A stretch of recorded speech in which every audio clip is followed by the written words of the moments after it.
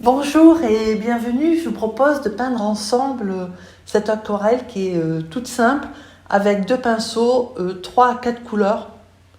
On prend la feuille dans le sens de la hauteur, on partage en gros, en tiers. Au premier tiers, on trace une ligne d'horizon, pas trop foncée. Et ensuite, avec le crayon, on trace ses principales tiges.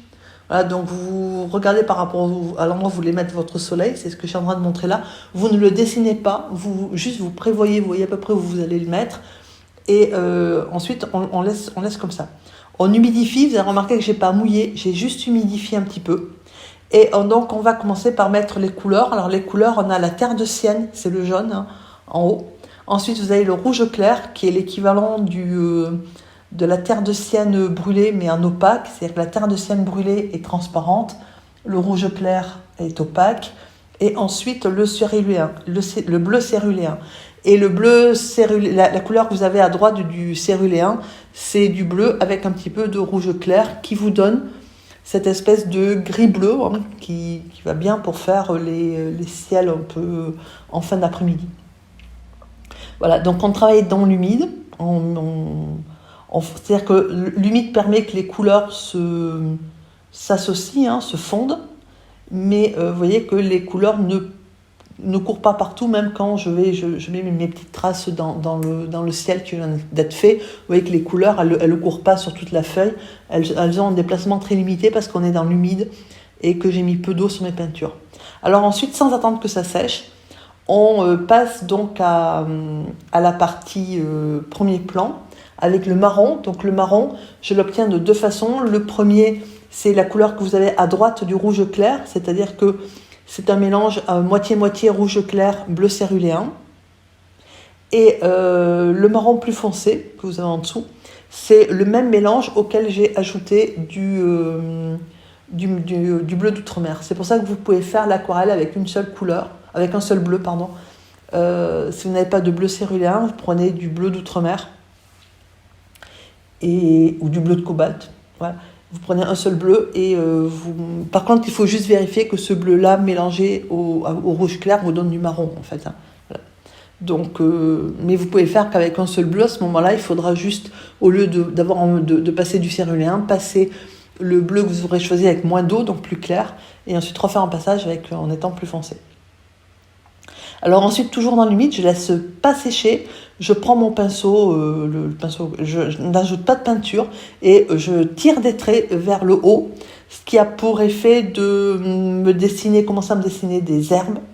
Voilà, avec peu de peinture, puisque forcément, mon pinceau, la peinture qu'il a, il la prend du premier plan. Et en plus, ça texture bien le premier plan, puisque vous voyez qu'en fait, du coup, on voit les traces des herbes qui montent. Et ça, voilà. Et ensuite, on prend son pinceau fin et on apporte, c'est de l'eau en fait. C'est-à-dire que j'ai suggéré les hampes des fleurs avec de l'eau. Et forcément, si vous mettez de l'eau sur la peinture qui est en train de sécher, ça fait ça. Et ça fait donc, il faut vraiment apporter très peu d'eau, puisque là, c'est vraiment j'ai vraiment essayé de mettre très très peu d'eau, vraiment une petite goutte d'eau à chaque fois. Sauf que l'eau, même toute petite, même une petite goutte d'eau sur la peinture, elle fait quand même son effet. Donc, voilà, pour pas avoir juste avoir des petites ouvertures et pas avoir vraiment quelque chose qui soit trop gros. C'est pour ça que je suis passée au pinceau fin, parce qu'au départ, j'ai commencé par le pinceau, le premier, celui que j'avais, le plus gros. Et ça vous donne en bas à gauche, là, des endroits qui sont les gouttes, elles sont trop grosses. Et du coup, ça fait plus, entre guillemets, de taches que hampes de fleurs. Voilà, donc, ou d'herbes. Donc voilà, vous ouvrez vos petits. Ça évite aussi d'utiliser du liquide de masquage qui pose plein de problèmes, dont celui qui fait que ça ne fait pas naturel. Et tout à l'heure, j'ai oublié de vous dire, quand vous faites votre ciel, vous n'oubliez pas de laisser du blanc là où vous vouliez faire votre soleil. Donc vous laissez bien sécher. Et moi, une fois sec, j'ai trouvé qu'il n'y avait pas le contraste de valeur entre le ciel et la partie bleue, si vous voulez, du ciel, et la partie là où il y a le soleil, était trop proche. C'est-à-dire qu'il n'y avait pas de contraste entre la partie nuage, bleu nuage du ciel et la partie soleil. Du coup, j'ai humidifié et j'ai ajouté du bleu d'outre-mer. C'est pour ça d'ailleurs que je suis passée au bleu d'outre-mer. Du bleu d'outre-mer mélangé à un petit peu de rouge clair, de manière à assombrir un petit peu, à renforcer les valeurs du ciel, y compris en passant sur le jaune, qui était, la terre de ciel naturelle, qui était bien trop brillante, bien trop lumineuse pour cette partie-là du ciel. Par contre, je ne l'ai pas assombri totalement, c'est-à-dire qu'il reste encore lumineux, mais moins que la partie soleil. Et puis ensuite, donc on prend, c'est les mêmes couleurs qu'on a utilisées pour tout à l'heure, pour l'arrière-plan, et on fait ces petites herbes. Alors moi, j'ai pris le Rigger, c'est-à-dire que c'est un pinceau qui a une pointe qui est plus longue que les autres pinceaux ronds. Parce qu'il permet justement d'avoir des traits qui sont plus déliés et donc plus naturels. Et surtout si vous regardez alors ça se voit plutôt quand je fais les tiges ou les hampes, la distance à laquelle je tiens le pinceau, c'est relativement loin. Voilà, là par exemple, ça permet d'avoir des traits déliés parce que justement vous avez une longue pointe et puis vous le tenez de loin.